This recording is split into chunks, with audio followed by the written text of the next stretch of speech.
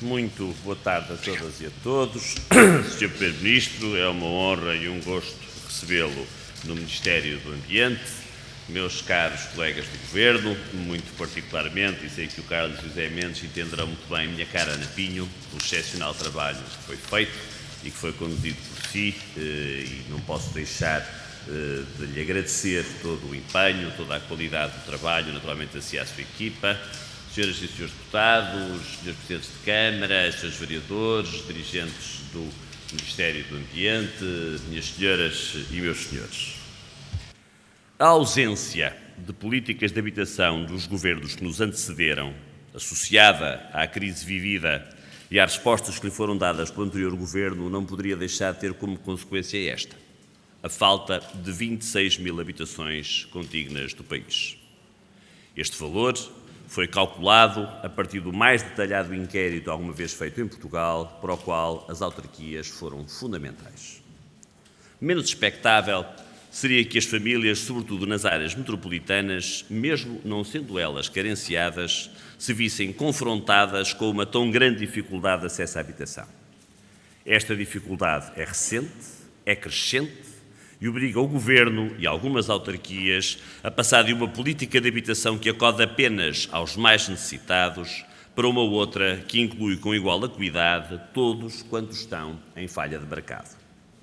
Numa frase, esta nova política de habitação pretende passar de 2% para 5% de fogos com apoio público, promovendo o mercado de arrendamento e a reabilitação, e por essa via também uma maior mobilidade das famílias em prol de um país mais coeso e que sabe proteger os mais necessitados. Com absoluta confiança vos digo que o pacote legislativo hoje aqui apresentado dá os passos certos para garantir o acesso de todos a uma habitação adequada. Em primeiro lugar, porque avança na resolução das carências habitacionais mais graves, resultantes de problemas estruturais do mercado de habitação em Portugal, de dificuldades sentidas por tantas famílias no passado recente e de políticas anteriores que não conseguiram olhar para as carências habitacionais num quadro social e territorial mais completo. A habitação constitui um dos mais importantes ambientes onde se desenvolve a vida de todos nós, condicionando os nossos comportamentos e aspirações. A habitação requer um elevado esforço financeiro para a maioria das famílias, sendo geralmente o bem em que gastam mais recursos ao longo da sua vida. Por tudo isto, temos que garantir que a gestão do orçamento e do parque habitacional público dá uma resposta às necessidades mais graves e urgentes de uma forma célere, eficaz e justa. Em segundo lugar, porque é um avanço atento à necessidade de garantir o desenvolvimento equilibrado, coeso e sustentado do sistema urbano como um todo e, portanto, de garantir a plena integração territorial das soluções apoiadas pelo Estado. A construção e infraestruturação dos sistemas urbanos e do edificado acarretam um enorme consumo de recursos, que não diz somente respeito a materiais, energia, transportes, mas também ao próprio solo, que é um bem precioso, escasso e finito. Acresce que Portugal é já um dos países europeus com o maior número de alojamentos por habitante. Nesse quadro, uma intervenção pública eficaz é aquela que promove o acesso de todos os cidadãos à oferta habitacional existente, quer esta seja pública, privada, e incentiva a reabilitação e mobilização do parque habitacional de voluto. Minhas senhoras e meus senhores, um foco no conjunto de programas que hoje aqui foram apresentados e que deixa muito claro o espírito integrado e global que orienta este Governo em matéria de habitação. O primeiro direito concretiza a prioridade dada à resolução das carências mais graves. Visa assegurar o acesso a uma habitação adequada às pessoas que vivem em situações indignas. Contamos com a mobilização de todos os agentes, públicos e privados, muito particularmente as autarquias locais, que terão um papel crucial na concretização das soluções habitacionais mais pertinentes e coerentes com as suas estratégias de habitação. As estratégias de habitação seminais são construídas por cada autarquia. Como foi já explicado, procuramos aprender com o passado. Assentamos este programa num conceito mais justo de carência habitacional e apostamos na mobilização do parque construído, privilegiando o arrendamento e a reabilitação.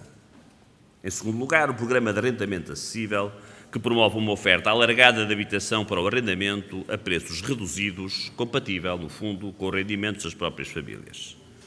precisamos com urgência de aumentar o número de casas para arrendar. Por isso, nos dirigimos aos proprietários privados, que ao entrar neste programa terão uma isenção total de impostos sobre rendimentos provindos do arrendamento acessível para contratos de duração mínima de 3 anos, que pode estender-se a parte de casas, que inclui os estudantes do ensino superior, aqui com períodos apenas de 9 meses, e que garante um seguro de renda. Terceiro exemplo, o programa Chave na Mão, que ao dar melhores condições para a fixação de novas famílias no interior do país, reflete a estratégia de aproveitamento e valorização de recursos e das condições próprias do território, plasmada no Programa Nacional de Políticas de Ordenamento do Território, que entrará em discussão pública já na próxima semana. Inverter as tendências que se têm verificado nas últimas décadas de desvitalização económica e social dos territórios do chamado interior, de baixa densidade, é um desafio central no ordenamento e valorização do país. Num cenário em que as mudanças demográficas, tecnológicas, ambientais levaram à concentração das populações e das atividades económicas das principais cidades, cabe à política de habitação responder também a este desafio, seja reforçando as ofertas das cidades e pequenos centros urbanos do interior, seja promovendo melhores condições de mobilidade dos cidadãos no território.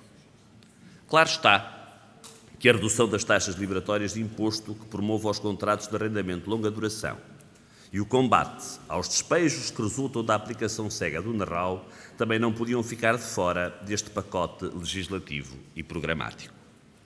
Minhas senhoras e meus senhores, se é nossa intenção prosperar no longo prazo, tal não será possível enquanto se persistir no modelo económico que gasta sem repor, que torna escasso e não regenera, que degrada e não recupera.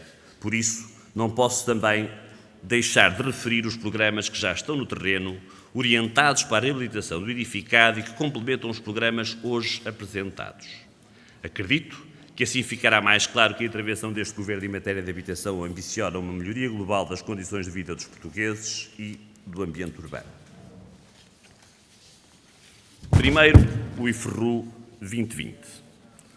Lançado no final do ano passado e que hoje contabiliza já 62 candidaturas, representando 204 milhões de euros de investimento. Neste período, ou melhor, à data de hoje, já foram assinados 7 contratos, 3 no Funchal, 1 em Lisboa, 1 no Porto, 1 em Elvas, 1 em Faro, com um valor total de 13 milhões de euros de investimento. As intenções registadas pelos bancos parceiros já ultrapassam os 1.000 milhões de euros para um programa que tem 1,4 mil milhões de euros de investimento previsto. Em segundo lugar, o programa Casa Eficiente 2020, apresentado publicamente com o meu colega de Planeamento e Infraestruturas, na passada sexta-feira, 13 de abril. Com um valor total de financiamento de 200 milhões de euros, este programa visa conceder empréstimos e condições favoráveis a intervenções que promovam a melhoria do desempenho ambiental nos edifícios de habitação particular.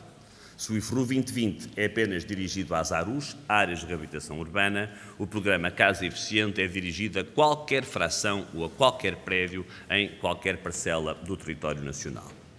Em terceiro lugar, o Fundo Nacional de Reabilitação do Edificado, que visa promover a reabilitação de imóveis numa primeira fase de entidades públicas e do terceiro setor, mas posteriormente também de privados, e que se destinem predominantemente ao arrendamento para habitação permanente em arrendamento acessível.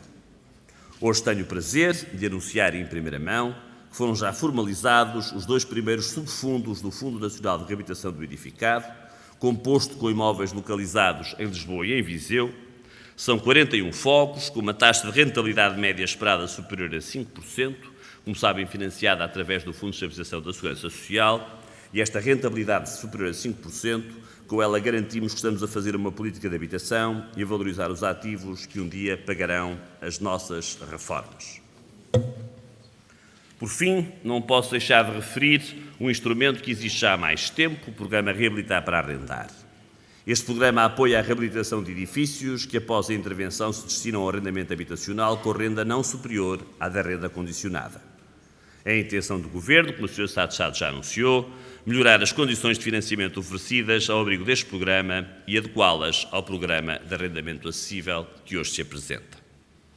Minhas senhoras e meus senhores, a concluir, dizer que a nossa estratégia é clara. mas que a sua concretização, após um longo e participado período de consulta pública, não pode ser feita sem a adesão e o empenho de autarquias, proprietários, estruturas da administração e do terceiro setor.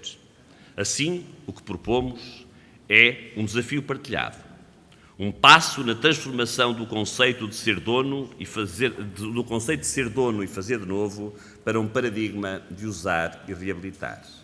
Uma garantia de eficiência energética e material, reduzindo custos e a incorporação de novas matérias-primas no caminho para uma economia circular.